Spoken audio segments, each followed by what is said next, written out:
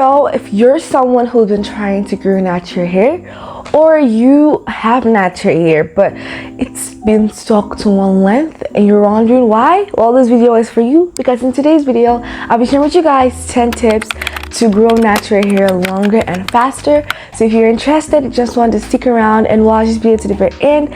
I promise to make it detailed and entertaining. So let's just get into the main video.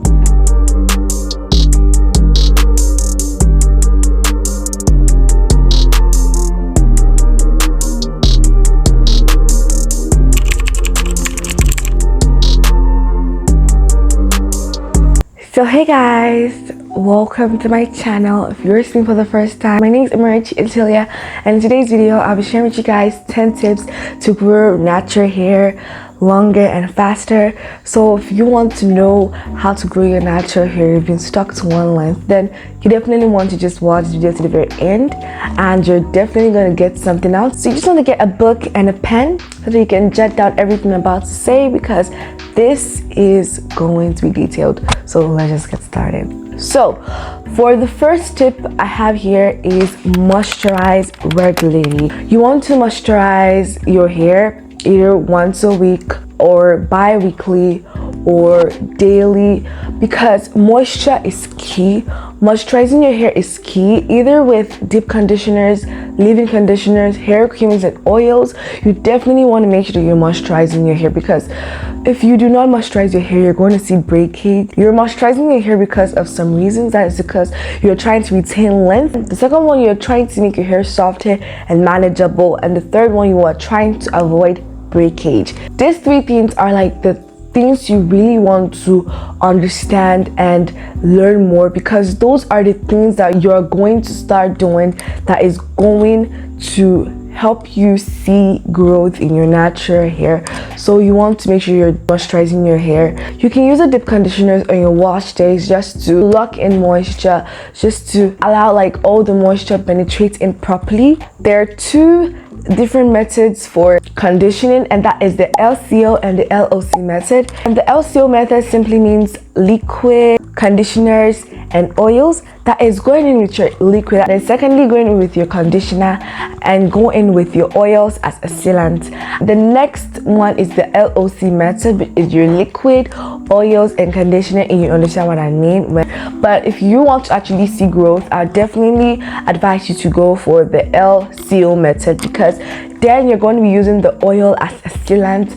Your oils are going to seal in the moisture properly, because oils and butters are like the best sealants for moisture. So you definitely want to be using the LCO method anytime you're going to moisturize your hair, either weekly or every want to moisturize, but you definitely want to moisturize regularly. So for the second tip I have for you guys here is reduce heat styling. Heat styling tools like blow dryers, straighteners, heat combs, those kind of things can dry up your hair and it can cause breakage. You can definitely use these tools once in a while, but you don't want to use them like all the time. So you want to minimize your usage. You want to make sure that you're using them just once in a while, and whenever you want to use them, definitely going in with your heat protectants, because if you don't use a heat protectant, you have not like heat trained your hair, then every time you are going to use heat on your hair, you are going to see breakage.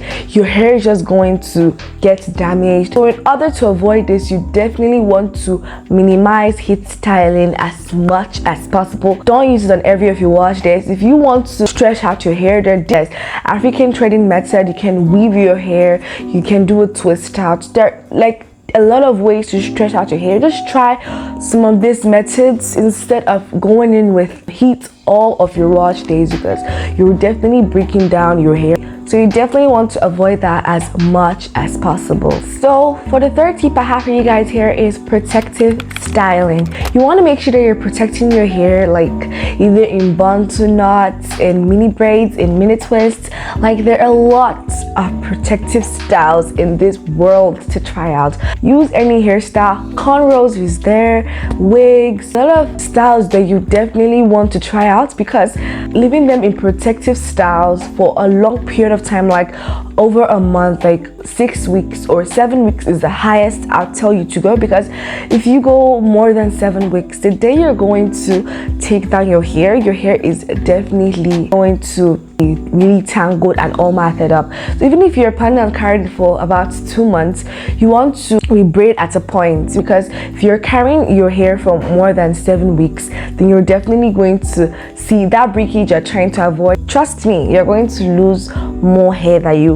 will normally do. So the highest I'll ask you to go is just 7 weeks and nothing more than that. So if you're not started that, then you want to definitely start it today, because you are just going to see length. So then for the fourth tip I have for you guys here is scalp massages. You want to have regular scalp massages, because massaging your scalp helps to improve blood circulation. Blood circulation helps to grow your hair. There's no blood circulation, you definitely can not grow hair. So you want to definitely start giving yourself regular scalp massages. It can be every single day. I do mine every single day, so just start doing that if you haven't yet. So for the fifth tip I have for you guys here is avoid tight hairstyles. Tight hairstyles tend to pull your scalp, can also make you lose your edges. You can have thinning edges at a point. So if you are making your hair too tight, you want to definitely reduce how tight your hair is.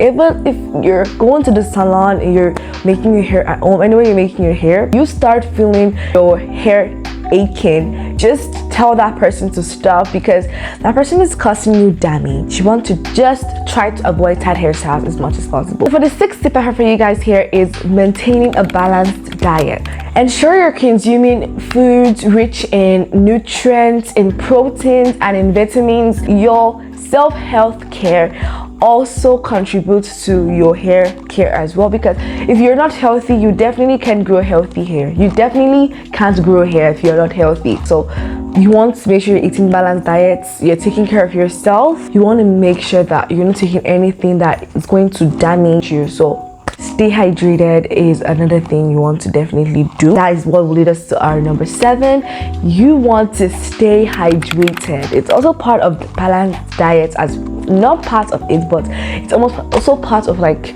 your health, your self-health care. But I try to just separate it so that it can be longer, right? So the number 7 is stay hydrated. You want to make sure you're drinking enough water. So you want to definitely go ahead and drink a lot of water, because those definitely do contribute to your hair growth. So you definitely want to just start doing that now. Then for the 8th tip I have here is to trim split ends. Do not trim your hair, please. This is a mistake that we all do make, and I almost fell for that at one time, but I did not fall for that, because I figured out like really quickly.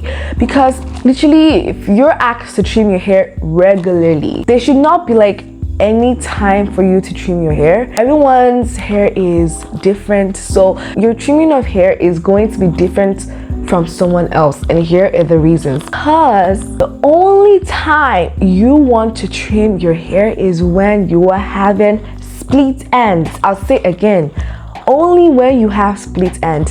So if you do not see split ends on your hair, then do not trim your hair. So only trim your hair when necessary. Yes, trim your hair only when necessary and not regularly, right? And then for the 9th tip I have here is avoid over touching. Okay, for me, I'm the kind of person that just love feeling my natural hair, especially when I went natural. I just loved touching it and just seeing how much it has grown. But I just figured out that I was doing something wrong, because over touching your hair can actually make you see breakages. When I was little, I was always touching my hair, like my hands was always on my hair, trying to style, trying to figure out every single thing about my hair. But I just at the time figured out that was a mistake. That was a huge mistake I was making, and I stopped that. So if you are the kind of person who loves touching their hair like all the time, then you want to definitely stop that, because that is what is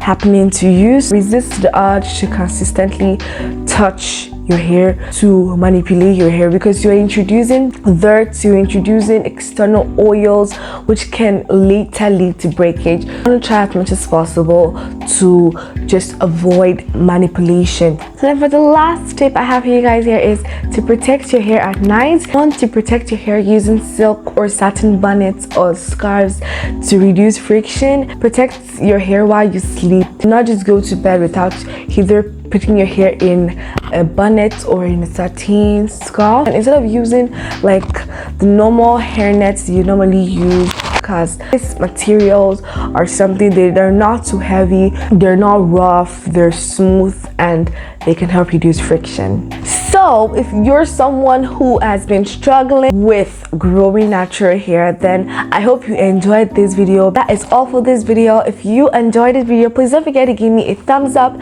subscribe to my page, and I'll definitely see you in my next one. Bye bye.